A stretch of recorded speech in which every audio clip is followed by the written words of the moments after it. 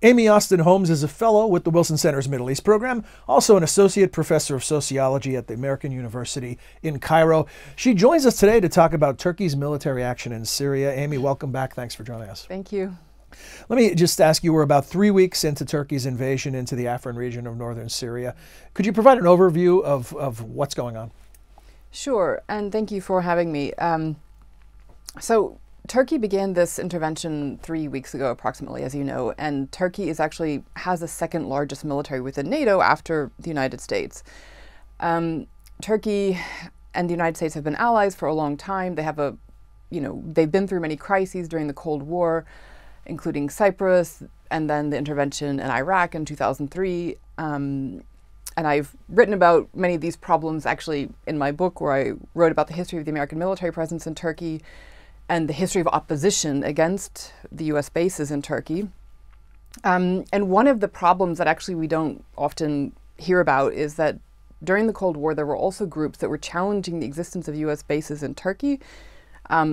Groups called the Turkish Liberation Front or the Turkish People's Liberation Front, etc. And they were, attacking or kidnapping US military personnel in Turkey. Now, I'm only saying this because these were Turkish armed militant groups, not Kurdish, okay? This is way before the PKK was even founded. And the US was not happy because they felt that Turkey, the Turkish government, was not doing enough to protect the American soldiers that were stationed in Turkey to protect Turkey during the Cold War from the Soviet Union. Mm-hmm. And yet we resolved that conflict with Turkey, right? I mean, so that was a pretty serious problem. And yet that conflict was resolved. And so the conflict now about Afrin is, of course, that Erdogan believes that the Kurds in Syria, he doesn't like the fact that they've taken, control over territory in northern Syria, and that he sees the YPG as terrorists, etc., while we are cooperating with the Syrian Democratic Forces. And they played a major role in the defeat of ISIS. Yes, absolutely. And that's, from the American perspective, the Syrian Kurds and Arabs, which now have been joined together in the Syrian Democratic Forces, they are our most reliable partners on the ground.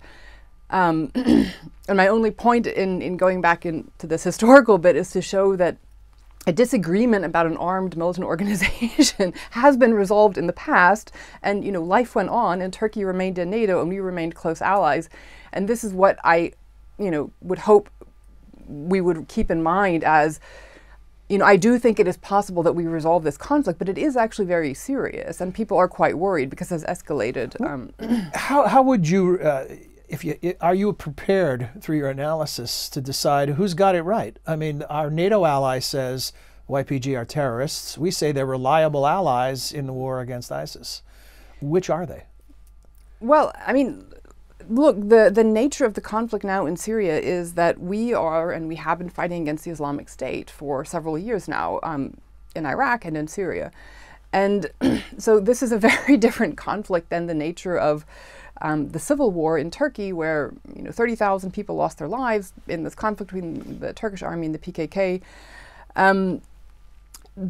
I've interviewed a number of the groups that have joined the YPG and YPJ. And actually, a number of them, told me that they, for example, in Kobane in 2015, when it was being attacked by the Islamic State, and this is really when the U.S., when this sort of international cooperation began, that liberated Kobane eventually in 2015, and then led to the liberation of Tel Abyad between Kobane and Jazeera. So that's when, for the first time, these Kurdish regions were connected in the north of Syria. And many people, spontaneously joined to defend their homes because they were being attacked by the Islamic State. Mm-hmm. This has nothing to do with a PKK ideology. Like, it's the ideology of not wanting to die, right? It's the ideology of wanting to live. It's it's the human spirit, right? I mean, so you might defend yourself if you're being attacked by, someone, and it doesn't necessarily prove any affiliation to any particular ideology. So how do you begin to sort this out? Do you need a third-party mediator? Well, I actually do believe that there needs to be more serious mediation, because this is not, a conflict just between the US and Turkey. It's not within NATO. It's, there's Russia involved, Iran, Syria, the Kurds, Turkey, the EU. I mean, and I actually think that there needs to be some kind of more international cooperation between these different countries and stakeholders to resolve this conflict in order to prevent it from escalating further, because really, Afrin was being essentially protected by the Russians, whereas the United States, we were, well, in Manbij and then the region west of that. And when Russia apparently gave the green light to allow this to begin, this is when Erdogan and the Turkish military began the intervention. So now the question is, the Syrian Kurds in Afrin, so they're really isolated from the rest of these Kurdish regions in northern Syria, which they call Rojava, which means Western Kurdistan.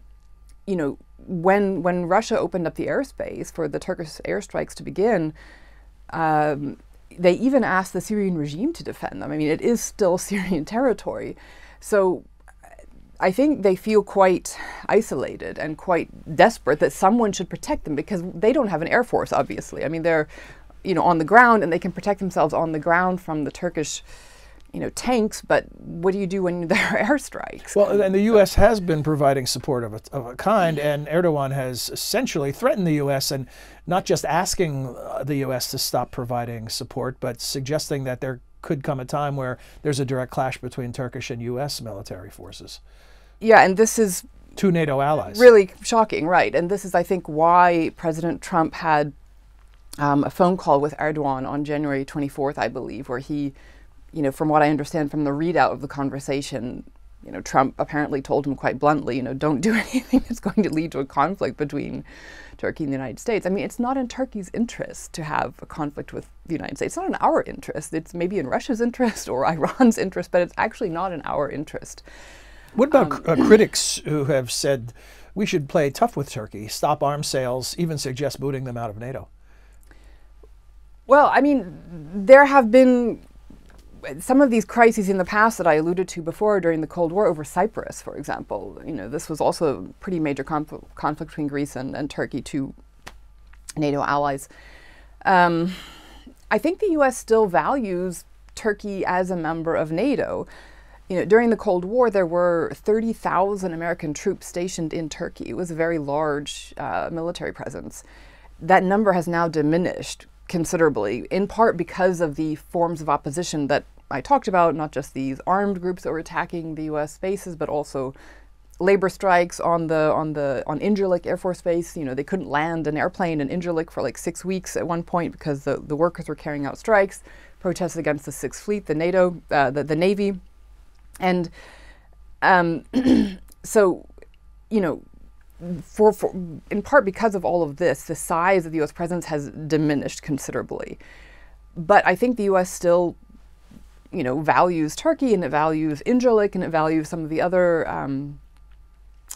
things that Turkey does in NATO.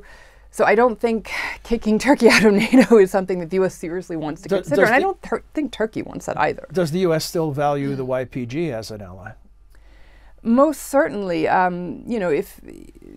the land that now is really in the north and in the east of Syria, there are approximately 2,000 troops. Ambassador Robert Ford actually testified about this just 2 days ago, I believe. This territory, which the U.S. and the Syrian Democratic Forces now, essentially control, the U.S. obviously doesn't want that to fall back into the hands of the Islamic State. And we also don't want it to be controlled, by the Syrian regime. So who else are we going to rely on to sort of stay there and control that region? It's of course important, I think, that, and that's why I think the Syrian Democratic Forces were created in part to bring together Kurds and Arabs, so that it's not just a purely Kurdish force, but there are also Syrian Arabs that are part of it. The control of the Afrin region, what you described, suggests perhaps that Turkey's military intervention best serves Assad's interests. Well, some people speculate that. The forces of the Assad regime withdrew from northern Syria in 2012. So the uprising in Syria, the revolution, part of the Arab Spring Revolution began in the spring of 2011 in Syria. And one of the first things that Bashar al-Assad did actually was to give back the citizenship to tens of thousands, possibly hundreds of thousands of Syrian Kurds that had lost their citizenship under Hafez al-Assad, his father, who revoked the citizenship of many Syrian Kurds.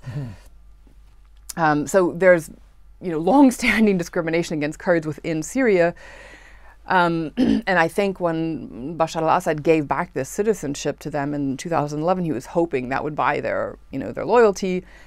Then the regime withdrew from the north. This is when there was a vacuum that allowed the YPG to establish some autonomy there and to try to begin to create some kind of a local self-governance or self-rule. But it's,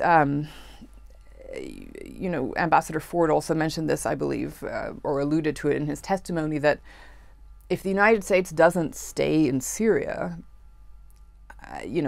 of course they will have to strike a deal with the regime as long as the Syrian regime is still there. So this is something that we'll have to see. Something will fill the vacuum. Well, Mamie, thank you for helping us sort through what is a very complex situation, and we'll hope for the best. Thank you. Thanks.